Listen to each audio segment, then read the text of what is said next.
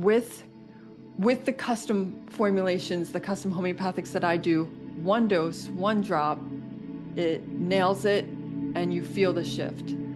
Other times there's an immediate lightness or an immediate improvement, but it does take a few days or a few weeks. Usually some practices, some movement practices, some lymph drainage, some castor oil packs over the liver. There could be other things, or I'm trying to figure out, well, is your spine out of alignment? What is going on that is causing you to feel this way emotionally? Welcome to Mind Over MS, a podcast from Energy Over Matter. I'm your host, Dana Wilder, and here we explore energy medicine, nervous system regulation, and mind-body healing through lived experience, education, and practical tools.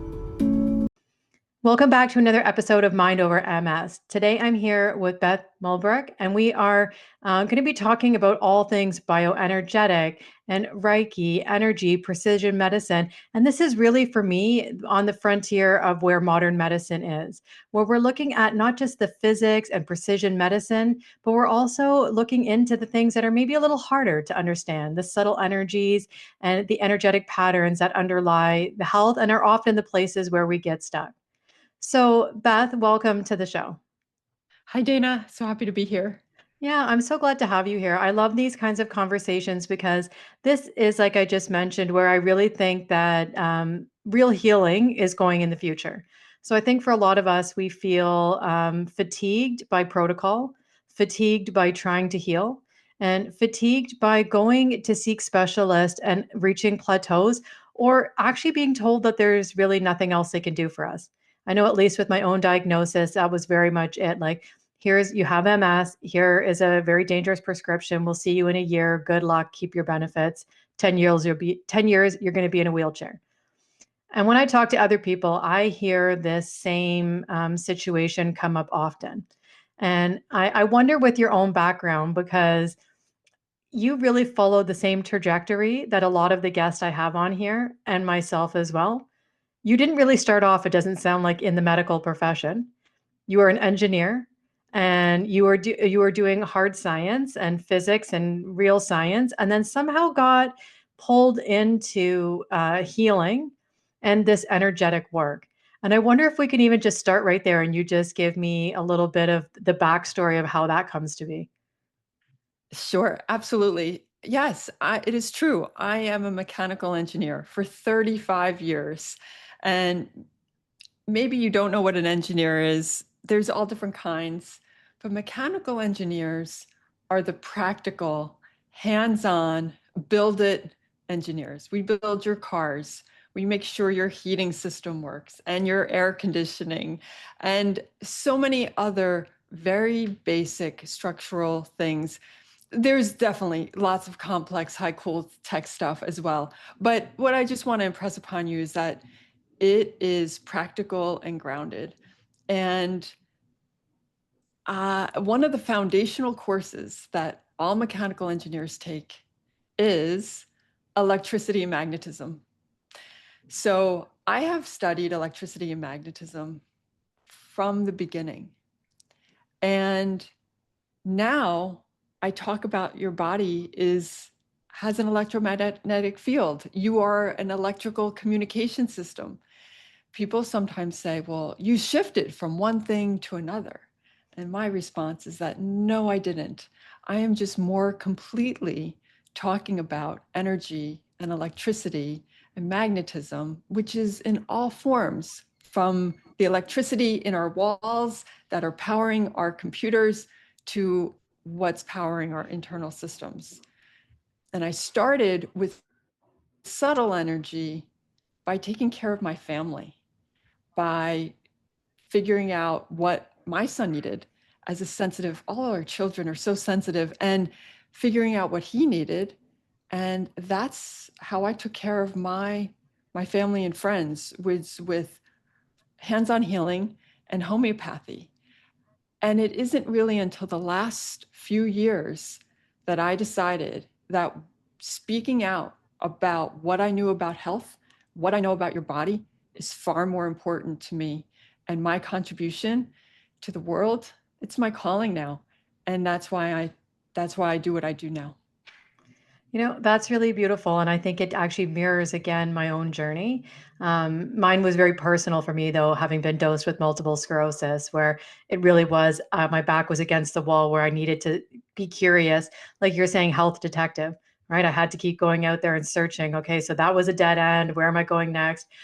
But very much the beginning of your story, and like I just alluded to, I just last week I had a NASA engineer on, and he went from working on the space Hubble to researching Lyme, right? But I think that there's like so many points I want to jump in there. So first of all, for myself, I started with remote sensing and geographic information system, and that was 25 years ago. So again, it is not different than what I'm doing now. It's just that it went from looking at landscapes and topography and plants to looking at the human body.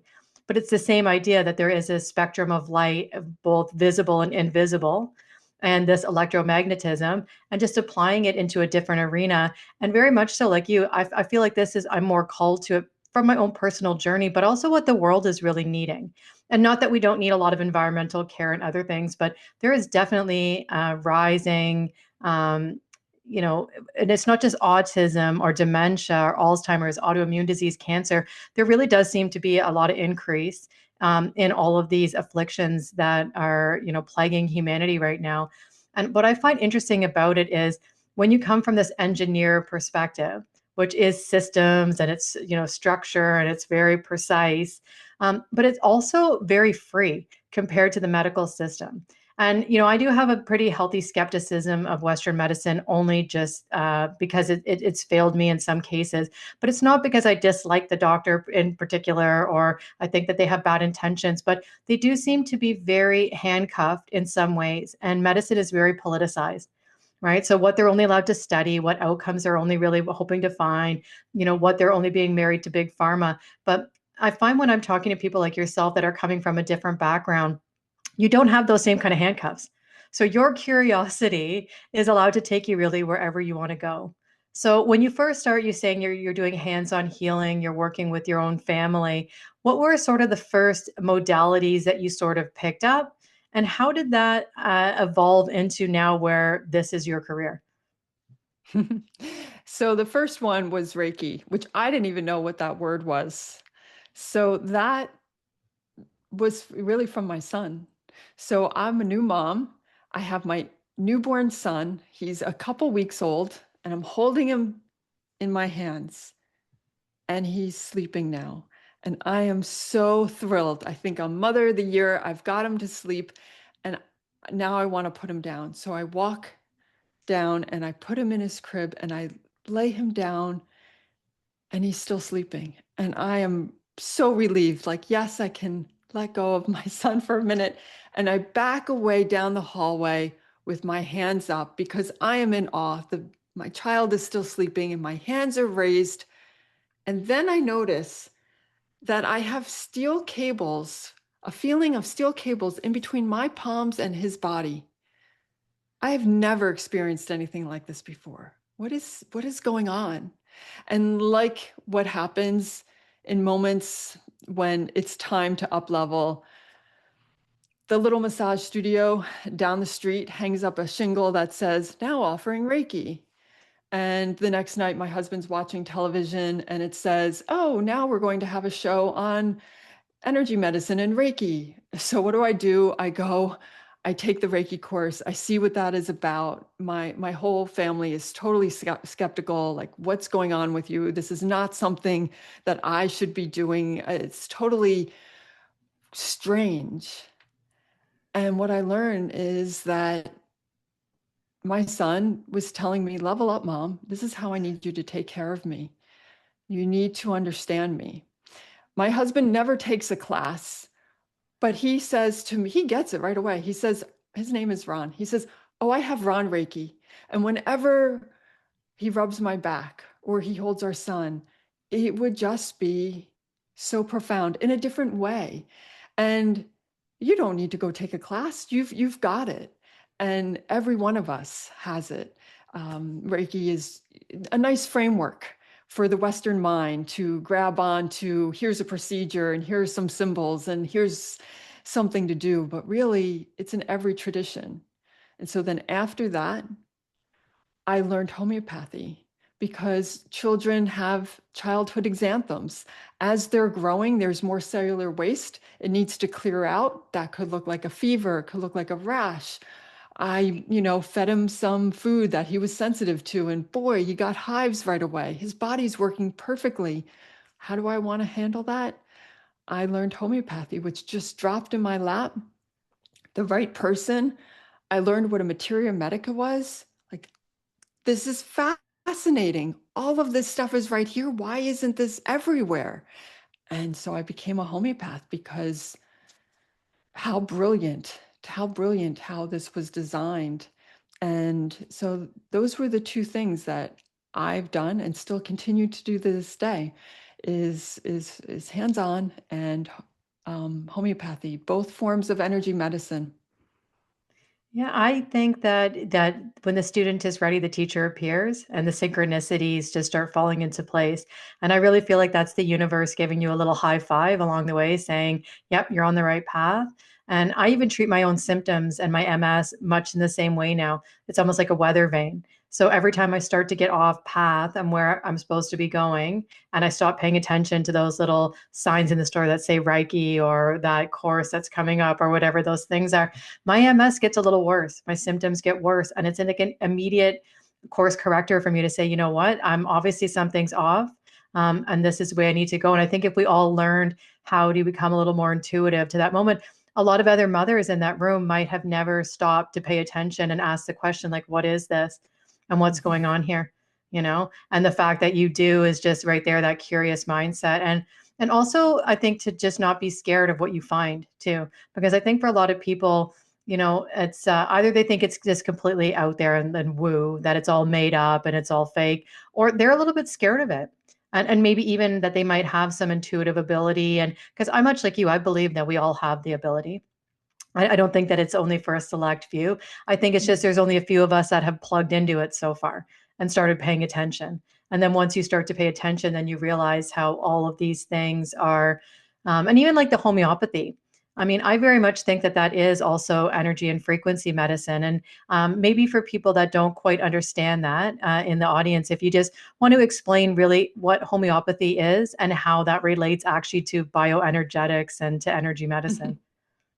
Yes. So homeopathy, the grandfather of homeopathy is Samuel Hahnemann, and he's a German physician. Homeopathy used to be practiced everywhere, even in the United States. There's a hospital in Philadelphia named after, it's called Hahnemann Hospital. You can be quite certain that there's no homeopathy being practiced in that hospital anymore. But what it is and what he found is that the energetic substance can help your body by unblocking it and by getting the communication working again. So these are substances made from minerals or plants or animals. And it's different than herbalism. So herbalism will look at the plant itself and the roots or the stems or the leaves or the flowers. You can make tea and take herbs that way, or you could chop up all the leaves and put them in a capsule, and you could take plants that way. Homeopathy says there's a better way, a different way. Let's take the energy of that plant. And what they do is they take a plant and or a mineral or some substance, and they will combine it with something inert like lactose or in alcohol, and then mash it up, chop it up, and then take one drop of it, and then one more drop of and then 99 drops of the other inert substance, and then shake it up. So you've got one drop and 99, either alcohol or milk lactose. And then that's one round. Then they do it again. So out of that 100 drops, take one more drop out and put it in with 99. And they keep diluting it and diluting it. And every round they dilute it till nothing is left of the original molecules of that material, just the energy. And each time it's called succession. They shake it, shake it, shake it. It used to be done by people, like really strong people would make this substance and then shake it, shake it, shake it, and they would count how many times. Now that's done by machinery, but every time it just gets stronger and stronger. So you can have higher potencies, which are good for certain things, lower potencies, but there's no physical substance at all. So you don't get that. You just get the energy of it. And when that energy, when a homeopath can match what you need with the energy of a substance, it works amazing. So that is, and so how that connects to what I do is that I use, I create homeopathics by asking your body, what do you need and in what dilution for what is out of balance, both physically and emotionally, because everything in our world affects us both on a physical level and an emotional level. So uh, then I can create and give to you a custom homeopathic remedy that has everything your body asked for. Whereas most practitioners are looking in resources, looking in books, looking in the materia medica, looking in what they know for cases that are similar. And with bioenergetics, I know all that.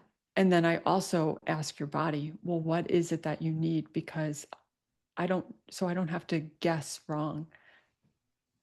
So, two things I want to say there. So, first of all, the first time, and was a naturopathic doctor I went to see, but she did homeopathy too. But she also was very much more into energy healing, I think, than even like supplements. Like most naturopathic doctors, supplements and testing for things like your biome and maybe saliva hair testing for metals is more their wheelhouse.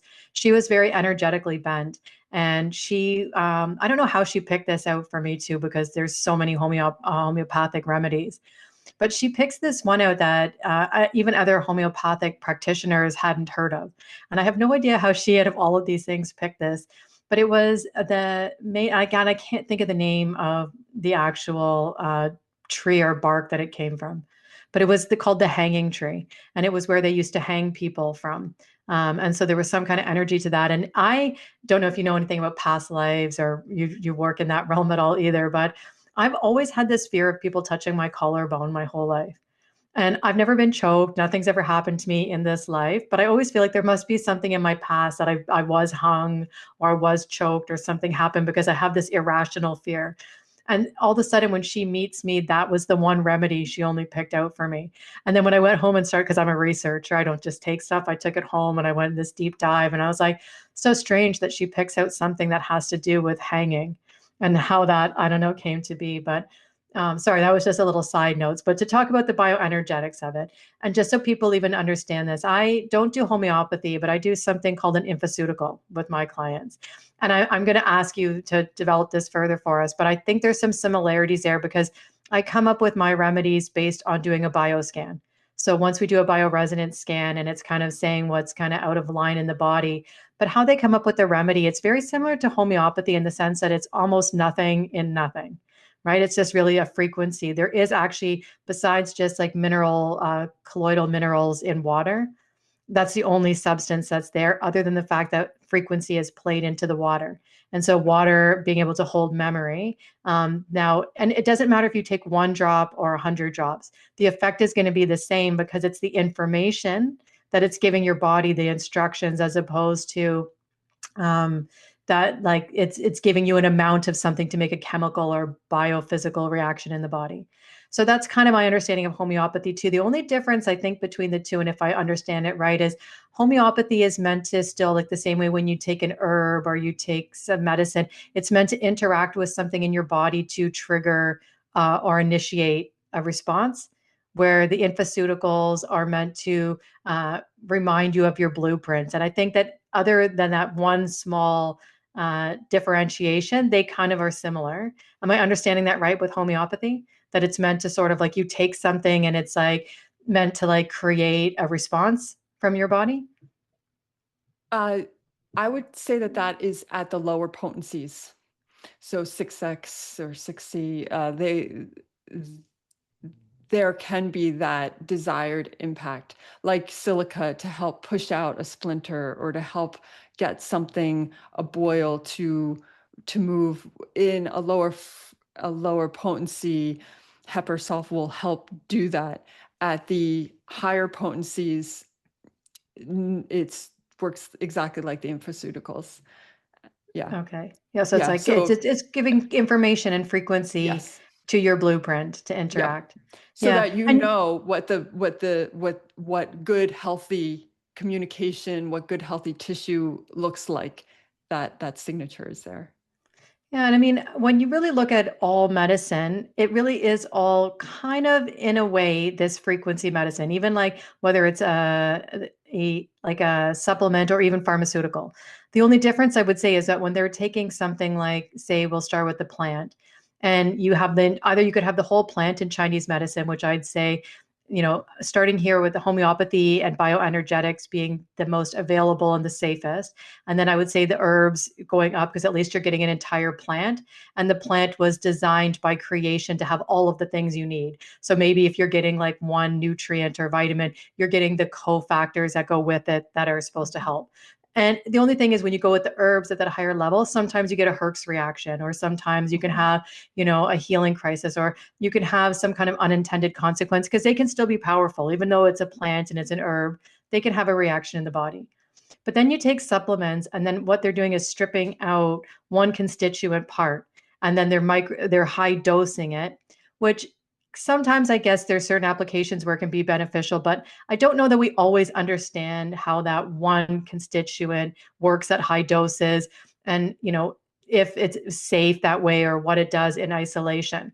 Then you go up one step higher to pharmacy, and the pharmacological drugs now it's synthetically made, it's now patented, so they have to change some molecular structure in order to say this is ours, we can sell it. Which now it's very much more dangerous because you have no idea what it's going to do because it's not even a natural substance usually anymore. So as we move away from these things and we go up the ladder, sometimes you can say the potency might be better. Like definitely true if you take an Advil, your headache's probably going to go away right away. Is there some side effects and is there some unknown consequences like, gastrointestinal upset? Probably. Now, homeopathy, what I found interesting in bioenergetics is that sometimes you can have an immediate reaction where you do switch the energy and something changes right away. But other times it's a little bit of like you have to take it for a while. What has been sort of your experience with that with people? And is there a way sometimes to tell which people will have that quick energy shift and see something change right away, or people that will have to kind of stick with it for some period of time to see change? What I find is that the work I do is listening to the signals and honoring those signals. So you're getting signals that your head hurts. If you take the Advil, you will silence those signals. That is what it is designed to do. It is designed to stop the signal. If you don't make any other changes, you never learn what is causing your migraine. And maybe it was a one-time thing. Maybe it'll just keep coming back until you decide to listen to that signal. So with with the custom formulations, the custom homeopathics that I do, or the classical homeopathics where it's just one, it works both ways. Where sometimes, like you experienced, one dose, one drop, it nails it and you feel the shift. Other times, there's an immediate lightness or an immediate improvement, but it does take a few days or a few weeks. With my method, when I'm working with people who they're not usually not coming to me for headaches, they're coming to me with like everything is falling apart. Usually, what I find, I usually end up finding what else they need to do, and so I'm testing for and also using my naturopathic wisdom to supplement. So there's usually some practices, some movement practices, some lymph drainage, some castor oil packs over the liver, some there could be other things, or I'm trying to figure out, well, is your spine out of alignment? What is going on that is causing you to feel this way emotionally? What's happening? And in what I find is, there usually is some emotional things. Whether I don't know. ahead of time. Is it going to be instant or is it going to take a little while? But in general, there's usually some aspect that it is an immediate shift. And then the rest of it follows on in the weeks to come. Yeah, I've at least in my understanding, and again, I have no way to really validate whether this is, accurate or not, but I use the five kosha model. That's what I wrote about in my book, which is part of yoga philosophy, which says we have these concentric layers of being. So we start with our physical body, it moves into energy body, mental body, wisdom body, and then final, our bliss, our kind of light body on the inside.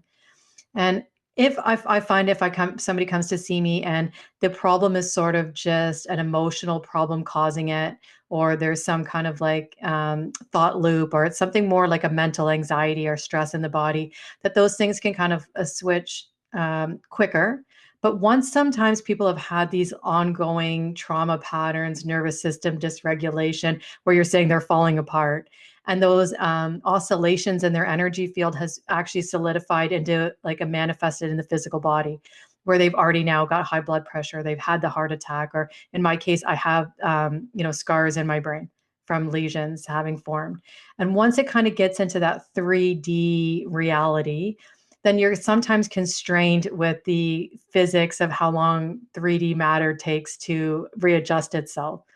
So, you might be in for a longer haul, but that at the surface, the thing that's kind of causing, downstream those things to manifest, you can switch that pretty quickly. And that's not to be flippant with people that have mental health issues, because it's not just to say, oh, you can just think different and all of a sudden your health changes. But it does start usually there, like with these thinking different.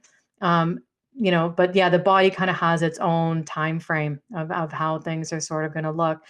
If somebody comes to see you then, so I come to see you and I'm like, okay, not only do I have MS, but I have Graves' disease, and, I also have all the whatever other issues going along, trauma in my life.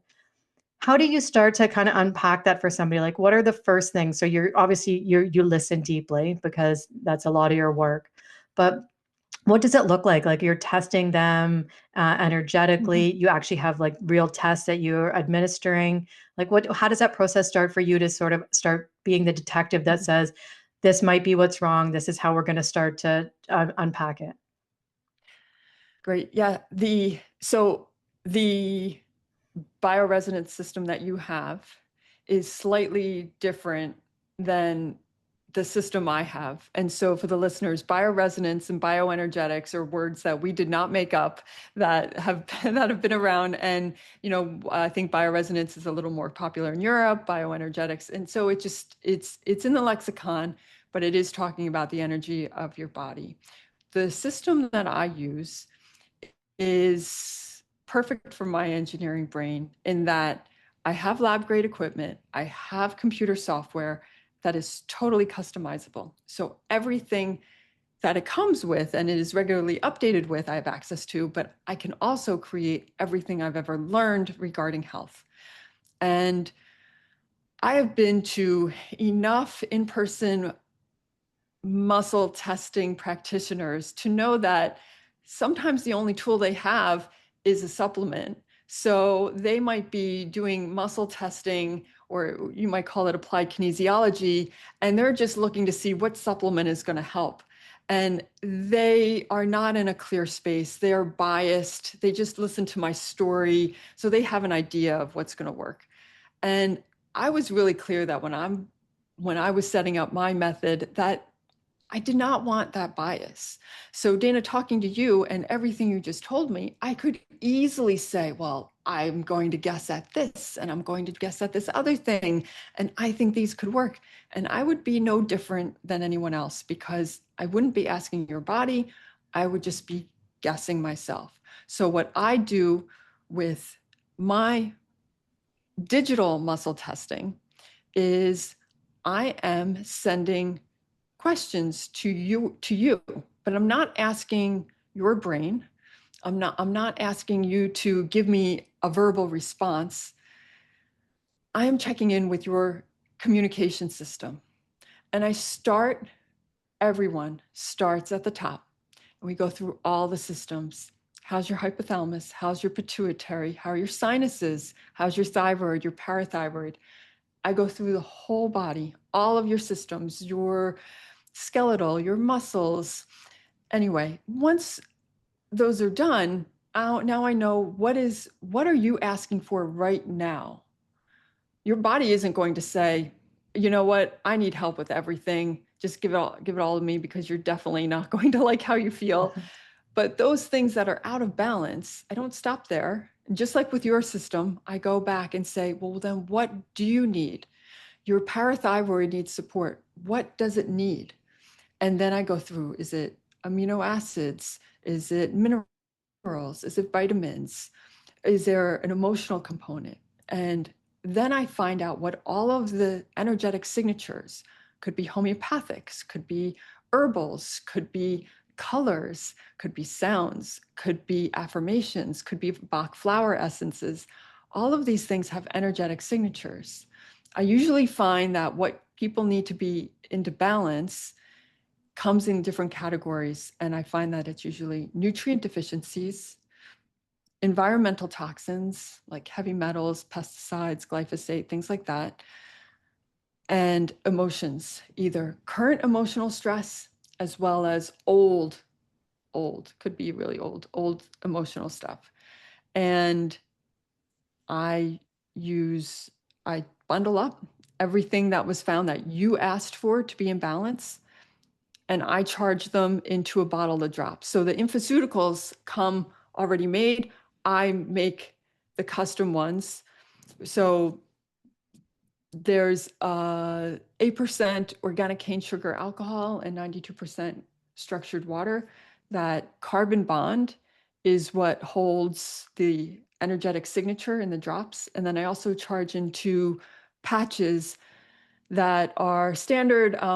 You can put tape on sore muscles to help with healing.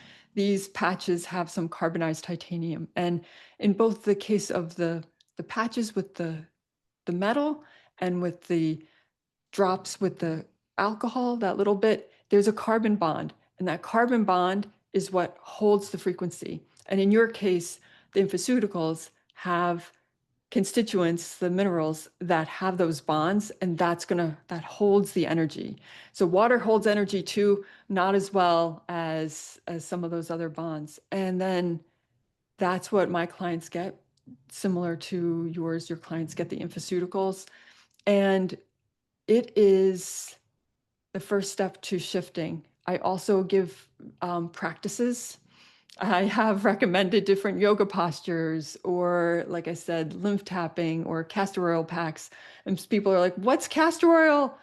What do I do with that? And there's a lot of education on, a lot of people would like to think that instead of taking this pharmaceutical, now I'm going to take this drop or use this patch, and that's all I have to do.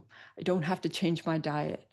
But I I don't sell supplements, so I always make a recommendation for food. Sometimes people do need a supplement because they're so far. The responses I get in testing will tell me if, hey, we have gone beyond the energetic level for dilution, and you definitely need something that's in a physical substance. And so then first choice is food, second choice is a supplementation. That's what it looks like, along with, just like you, health coaching, some calls to make sure that you understand what to do, because usually it involves a little bit more than just taking a few drops. Yeah, I think you hit on some really important points there, because this is again why I don't always give the doctors as grief constantly. I know I do a little bit, but is that there is a bit of laziness, not just on the doctor's part, because they don't really do education on like what to do with your mindset and your diet or other things. But the doctors I've talked to, that's also because of a compliance issue. So it's a bit laziness on the client's part too, because they want to just show up and say, just give me the pill and fix it. They don't want to do the work to say, well, death by a thousand cuts. I got here because I ate one bad food and one toxic relationship, and I stayed up on the blue screen too late last night, and I didn't sleep enough, and whatever, all these insults to our body over and over, toxic exposures, and they just want that quick fix. And there's no way that that's possible. And I try to I'd say that to people when they come to see me too, that I can't just do one sound healing session and then all the problems in your life are going to fade away. What we're doing is helping the energy to rebalance, to come back into some kind of cohesive state. But then what are you going to do with the energy that you were given? Right. So if you're giving somebody, a Reiki treatment, or you're doing some kind of effort with them, this scan, and you're giving them a product, are they going to go home and eat McDonald's on the way and then fight with their spouse when they get home? Because, likely all the hard work you're doing for them will undo if they don't sustain these other healthy habits. And I like that you're doing the other kind of wellness coaching along with it, because I find that that was what was missing in the beginning when I was treating people with just frequency devices. So I was using microcurrents and using PEMF and photobiomodulation. And yes, I was giving people sustained energy. And some things, like if they just came to see me because they had a broken wrist or they had a sprain, okay, the PEMF was going to work because that wasn't an emotional problem. That was just a physical injury. But for the people with a deeper level, okay, if I gave you extra energy, use that to go home and cook yourself a really nice meal and then sit down and eat. Go home and use that to do a yoga routine or, whatever else it is. So I like adding all that in because I think that it turns accountability back, into action, because I deal with the subconscious a lot too, doing hypnotherapy, but I pair that with neurolinguistic programming, because if that left side of our brain doesn't get on board and start doing action oriented, and here's your engineer side of you that will come out too. You have to do like actual sustained action and effort to do things. It's not just take a pill, whether that's a homeopathic or a prescription pill. So when you work with people, and you get somebody who's actually committed and willing to do things to change their lifestyle and implement the coaching strategies you give them, along with these precision recommendations, what kind of outcomes are you seeing with people? Like, what is kind of typical when you have somebody willing to put that sustained effort in? So one client, she's she was overweight, really overweight, and young. I mean, not even 50 yet, and just her knees were shot. She had been in a job that she hated and then was let go from that job and was working as a temporary office worker. Just total, didn't know what to do. She would wake up every morning with numb hands, and the only thing her care provider could say was, well, you have to wear a hand guard, because she was sleeping with a sleeping machine, a CPAP. And then her knees were going out. She lives at the beach. She couldn't even walk on the sand because she thought her knees were going to give out and she'd fall down and not be able to get back up, and didn't want to be embarrassed. And she didn't know where to start. She had bought some supplements because the supplement companies are really good at marketing. And well, I tested her supplements, like, okay, keep this one. The rest of them, no, they're not good for you. That right now, they're not useful. And she knew she had to make a change with food. She knew she had to just start an exercise program, but she totally wasn't ready for that. And so when I did her scan, there were um, there were some toxins, there were some PCBs, there were some metals. Those have an affinity to get stored in cartilage. So our body wants to protect us. They keep bad stuff away from our organs. They really would prefer to just sock it away in fat, adipose tissue, and cartilage. And for her, I was seeing that pattern. And so she got her drops, she got her patches. She didn't even take them regularly. Usually there's a number, like, take this many drops twice a day. She maybe took them once a day, maybe missed a couple days a week. She was just busy, scattered. And like when we were talking about homeopathy and with the infoceutical, like, you can just take one drop. When it's meant to work, when it's the right thing, it works. She Within a week, she sent me a text and said, Beth, what did you do? I said, what are you talking about? I thought I did something wrong. She goes, I walked up the steps today. My knees didn't hurt. I said, oh, good for you. well, your body has started figuring out how to process get some of that garbage out. And she kept going and taking the drops. We did another round. The next time I talked to her, she said, I asked myself, why am I still sitting on this couch? Like, Kathleen, what are you talking about? And she said, every day I get home from work and I don't really like my life. So I just sit down on the couch and I watch television. And I went to do that today and I didn't want to sit on the couch. I had so much energy. I wanted to get up and do something else. And mind you, we had not talked about food, we haven't talked about movement. And so what I learned is the beauty of what her body was asking for was simply, we got to move a few toxins and we needed to shift her emotionally. There were a lot of support for emotions. We needed to strengthen her and get her into alignment. And then she said, the next call, okay, I'm ready. Will you talk to me about food? This isn't anything she doesn't know. She knows, to not eat fast food. She knows, but she's like, okay, now I need to hear it from you. I'm ready to do this. But she couldn't get there until her emotions shifted first. And if I were just looking at her, a woman who's obese with knee pain, what would I have said as a health coach? Hey, let's shift your diet. Let's do this first. But I didn't. I asked her body what it needed first. She got that support. It took time. She was okay with it. She was okay with the small changes that happened.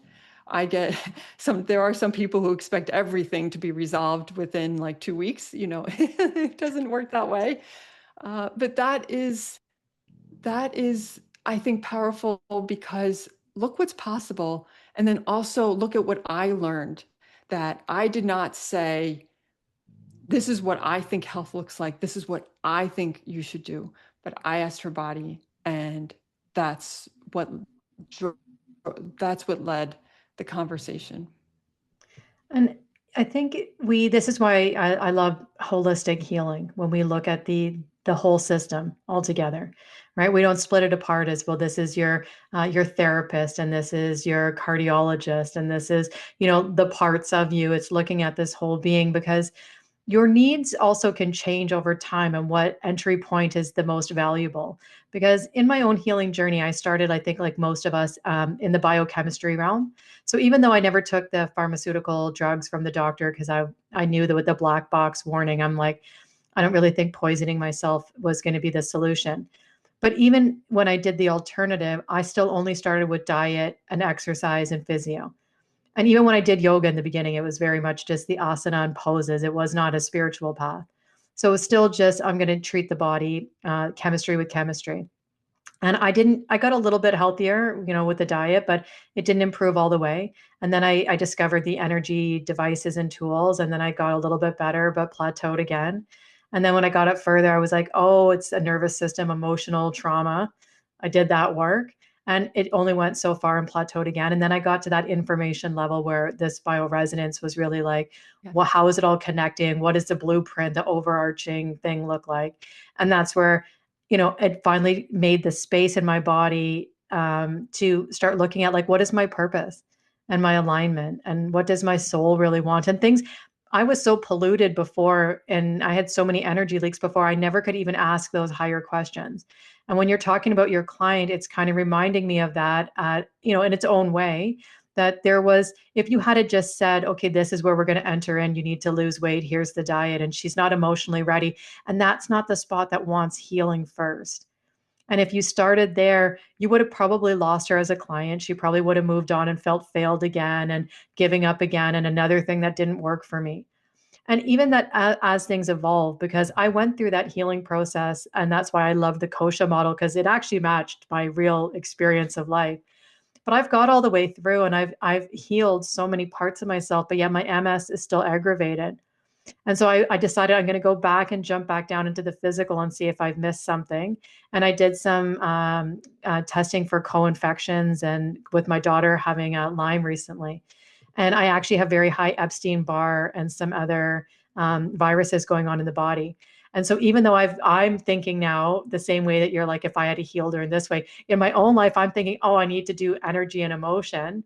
Actually, my physical body has an actual virus load that's not allowing my immune system to calm down.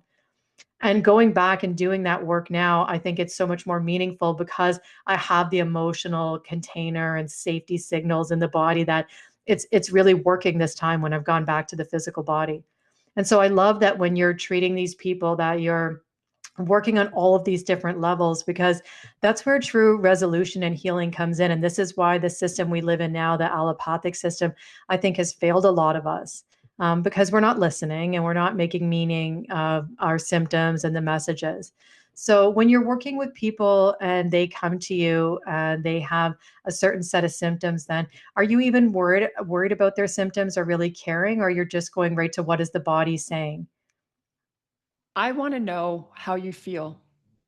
So you mentioned MS, you mentioned Graves, but I want to know how do you feel? So that's a classical homeopathy as well. It's like get rid of the word, and when you're feeling your worst, how does that make you feel? Because everybody's expression of pain, just like there's so many different ways to feel a headache, it's going to be different for you. So I want to know that, because then I will make sure that I am asking questions targeted to my client who has hot flashes, to my client who has, oh gosh, the shoulder pain, or the multiple sclerosis with the spinal irregularities. Just uh, how does she feel that? What does that feel like in her body? And so while coming to me, and people will come and dump all of their labels and everything that they've done, there's I'm looking through for the parts of it that I know how to use. Uh, if you're coming to me, you're looking for my expertise and how my model of health has been assembled and the tools I use. So that means that certain things are more important to me than other things. And those are how you're feeling, less so the label that someone else gave you. I've had plenty of people come to me, well, I have been diagnosed with this label. Well, how do you feel? Nothing. They just told me I have it. Okay. Well, well, what made you think that this is a problem, or what, like I just have to dig a little deeper. But yeah, so I do want to know what people are feeling, less so what someone told them. But sometimes So like NLP, what they told them has now become their identity. well, absolutely. And like I think when I work with people, and I use this on myself first, because every one of the modalities that I now treat and trained in for other people, I did on myself first on my own healing journey. And that was actually a hard one, looking at the neurolinguistic programming and then thinking about, well, what are my secondary gains and why might this manifest for me? And it was a hard thing and I've always tried delicately with clients too, because you don't want to come off as making it feel like people are created their own disease, or they in some way are benefiting from it. But at least in my own case, I did realize that the parts of myself that formed when I was younger around trauma, definitely I had this manager part of me and this A-type personality that thinks as long as I can control and as long as I can, predict the outcomes and manage everybody and everything, then I'll be safe and I'll be okay. That's completely an illusion, but that, child part of me thinks that that's a true thing. And, as soon as I didn't have anything left in life to manage, like an abusive marriage or my bad childhood or anything else, the MS became something to manage for me. Right. And as long as I had that label and that diagnosis where the doctor said, oh, you've got this thing and it's progressive and it's forever and it's with you now, I had something that I could manage for the rest of my life. And I was like, at some point I had to address that too. Like, this label is this part of the problem, right? Is because now I'm attaching to this and I'm giving so much energy to it and I'm pushing against it and I'm overcoming, as opposed to just kind of just relaxing and just being okay, because maybe I don't have any symptoms anymore and I don't really need to worry about it, or I could be just okay. But instead of having this secondary gain of like, having this constant project. And it's actually interesting, people with autoimmune disease tend to have that kind of overachieving A-type personality, that there does. And I think that's going to lead into the next question I have for you. Do you actually see any sort of meaning in the kind of symptoms. So, not necessarily the label that someone comes with, but the symptoms they're actually expressing in the body. Do you find that that mirrors or relates to actual psychological or emotional energetic patterns? Yes, yes. You know, the traditional Chinese medicine mapped it out thousands of years ago, and there are elements that still hold true. Sometimes it's so obvious and all of I can see it, and then the testing confirms it, and but the anger in the liver stagnation, the grief in the lungs, the worry in the spleen, the yeah, there's the fear that's in the kidneys and the bladder and the urinary system. Those things, yes, strong correlations. I have seen that we have areas of weakness in our body. And when we get stressed, that's the area that flares up. It's the eczema that comes out. It is the lower back. It's the hip. It's the sciatica. You have said what, you know, when you have your own body will give you signals. And a lot of people will say that their body's attacking them, that there's nothing you can do. It's totally random. They have nothing to do with it. I've heard this organ is failing. My bladder doesn't work anymore. It's not my fault. These things just happen. And I practice kindness and compassion and patience. But my view is that your body is always trying to help you. There is some reason why it's doing it. You might not understand, but it is never fighting or attacking you. And usually there is an underlying emotional reason. That's why it doesn't make sense physically. It doesn't make sense. But once the homeopathy gets to work in the custom remedies, in the there, then when those layers are healed and you shift into the alignment of who you are, that default stress pattern, that default response, your body doesn't have to go there. And it looks like, oh, it's healed. That's not happening anymore. And you've removed the energetic charge from it. You're allowing those organs to operate at the frequency they're designed to operate at, the systems, the communication, things are working. And when that happens, there's always been an emotional component that's been healed as well. Yeah, and I would say that they do go hand in hand, and it's never like, well, even when we say mind body, it's a weird dichotomy even to begin with because you can't really separate them. I mean, it's all happening in the same container at the same time. But it is a two-way relationship, and I always like because I'm also teach yoga, I always use breath as kind of the example because everybody likes to think that there is like, this autonomic nervous system and we don't have any control over our heart rate and our blood pressure. And, I will push back against that all the time because it is a two-way relationship. So yes, you can have an illness, you could have pain in the body or something that constricts your breath, right? You have poor breathing, bad posture, things that will close your diaphragm. You could have somebody scare you or have some a thing come from the outside. It makes you gasp or hold your breath, right? And those tension patterns in the body of holding.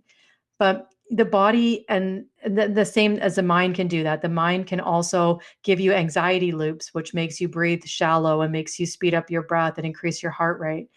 But your mind can be used to intentionally slow down your breathing and expend your breath, and that sends safety signals into the body. Your body also, like you're even saying with some of the people you're suggesting they do certain yoga poses. I like qigong as well, or other energy things, tapping, right? Anything that's kind of sending, where it's a somatic expression through the breath into the brain to say, okay, we're relaxed now. And so we have so much more control over this, and it is this everything speaking at the same time. So as you're doing this maybe homeopathic remedy, you are all of a sudden seeing how that's translating. This one person you're talking about, how all of a sudden she feels more motivated to go out and be social or to maybe work on the diet now, because all of those things are kind of unpeeling and healing simultaneously. And especially when we hold energetic space for all of them to happen at the same time. And I think this is why this model sounds like because I would imagine when you meet with people, the appointments are a little longer, Would I be right Yes. on that? Yes. Yes, they Yeah. do go long. And I think that that's part of this witnessing for people too, and holding a container for them. So your nervous system, your energy is regulating them. It's making this Mhm. safe place for them where maybe you go to the doctor's office and you don't feel like you could maybe cry or break down or say this other thing that's on your mind. And probably the doctor's not asking you either, right? Like your emotions are how things are all pairing. So if you could make, like, I don't know, this is a very general blanket statement, but if you were just going to give people a couple tidbits of knowledge or practices or some things that across the board would be beneficial, like what are some of the things outside of, I know not all of us have got a scan and can do these precision remedies, but what are sort of some health recommendations you could make that would apply to everybody today? Okay, sure. There's, you know, what I am doing is digital muscle testing, and which is a computer assisted, technology assisted form of asking your body. And if you were with a person, a practitioner who did this, they would do it for you. And you can do it yourself. And so you can go on the internet and YouTube, and you can find all different ways to hold your hands and try different ways to muscle test. But here, this is what I would suggest is that the next time you're at the grocery store and you're looking at the vegetables because you're going to make a soup and you don't know what you should get, and just give them a scan and then look at them and see what you were drawn to. And you could say, oh my goodness, I am not making a soup at all because I need this bok choy and it's going in a stir fry. You don't need to know that you need the sulfur in that bok choy. You don't need to know why that is. Your body already knows that. And it is saying, give me that bok choy. Skip the carrots. You can have carrots another time. You want this. So practice listening to yourself and making simple decisions. If you take supplements, you could hold the supplements in your hand in the morning and say, do I need this right now? You don't might not need every supplement every day.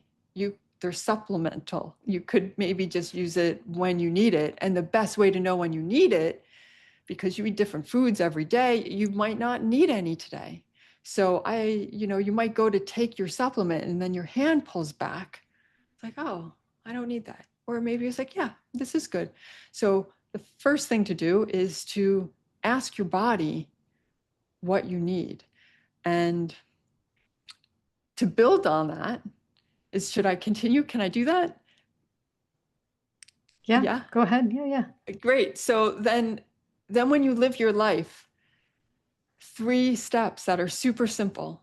One is keep the garbage out.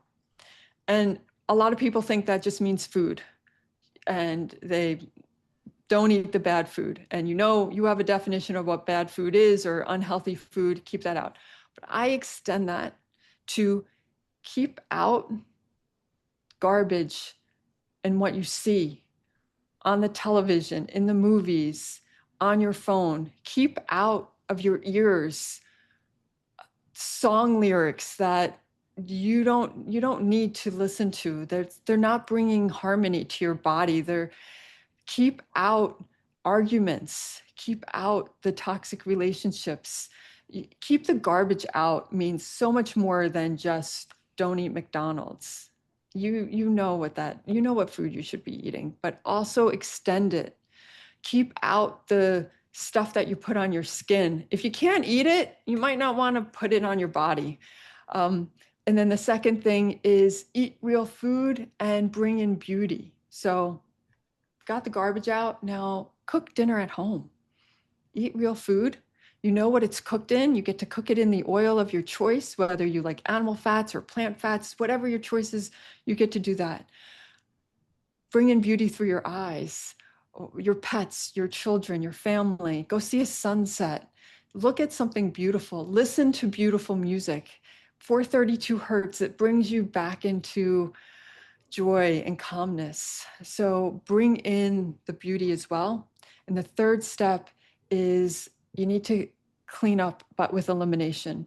So We create garbage in our bodies. We create debris just from our cellular processes, just through breathing, just through moving our muscles, and that needs to be eliminated. And the fact of the matter is it's just a whole lot harder to do that nowadays because we got a lot more pollutants. We've got water that's not so clean. We've got air that's not so clean, our food, who knows? And so add in something simple. This is not like I'm going to do a 2-week detox. No, every day, do something for yourself. Make sure you have a daily bowel movement. Try dry brushing. Try sweating in a sauna, or if when it's warm out, be outside. Get some sunshine. Put your feet on the ground. Things that help remove the charge, calm your body down, and get the waste out. So those 3 things combined with asking your body for what it needs is really the top tips I've got. Thank you so much for those, because they're the simple things, honestly, are they almost seem too simple to be effective, but they really are the things that build the body and build the life that you want to have. And the muscle testing is something that I use frequently with clients and with my family, and it is like a not party favorite because how many times in my house, because I try to get everybody right now off dairy, and every time I test them before dinner when everybody wants to eat certain things, and I'm like, look, at your body said no, like we're not doing this one today. And it is an immediate response. And on the scanning that I do, it does actually show sensitivities for food on it. But I always try to tell people, like, don't take that as like a solidified forever. This is just a snapshot of your energy in this moment. So, like you're saying, the supplement, maybe one day your body wants it, but not the next day. And so pay attention. And I think that brings us full circle to the beginning when you're talking about that moment with your son walking away from his nursery. It is that listening. And that can translate into that beautiful moment, mother and child. It can be simple in the grocery store. It can be deciding when it rings and you look at the number, deciding, oh, do I have the energy bandwidth for this conversation today or not? It is all those little small micro choices that you kind of make, and they do add up over time. And those are all very valuable ways to jump in and to start. And I think that they're accessible. They're things that we can all just start doing today. Um, so thinking about time and wrapping up, there was actually one thing that I had wanted to ask you. Um, and it really is, and I think you've answered it in bits throughout, but I just wanted to get like the full answer for this. What is your view of what disease really is? So you're saying you don't really look at the labels. It's more just like, how is the body responding in this moment and kind of listening. But what do you think that dis-ease then is? And are things like an autoimmune disease then, is this incurable, it's with you forever, or this is something that your body's just speaking right now, but this is something it might not be speaking later? I think disease is the lack of ease in your body, the classic hyphenation of Mhm. disease. I think that there is a lot more what people call autoimmune and what we see as more, we just see a lot more emotional instability with children and adults. We see a lot more physical issues. And to me, they correlate with 2 things. And so to me, disease is lack of ease, and it's caused by 2 things: toxicity and deficiency. And the toxicity comes from things that our parents experienced, things that are in our environment, things that were commonly done, sprayed on foods, in the groundwater. No one's fault. And again, it could be going back to your parents. So you come into this world with toxicity and deficiency. And you don't know about it until your body can't compensate anymore and things show up. And often the remedies that we're given are not energy medicine, they're not natural. They give you more toxicity. And many of those things, even simple things that you can buy in the grocery store, cause deficiency of nutrients because they bind up So you're eating healthy, but you're taking things that are causing that wonderful food to not be digested and not be assimilated and metabolized. Our world is so much more stressful than it used to be. So we're not metabolizing the stress. So I put stress and daily life into the toxicity column. We're not as connected to one another. We've lost those in person where everyone in your family lives in the same house or town or province or state. And not that we all need to go back to living that way, but you get that loneliness or that lack of sense of place and culture and family. So there's a little deficiency there. So we've got physical and emotional toxicity and deficiency building on to what we came into this world with, combined with the other assaults of our life, disease happens. I believe our body always wants to heal, and it's just trying its best. And so it looks like things are breaking down, and I don't have all the answers. And it might not be an answer someone likes, but that's my perception and how I see it.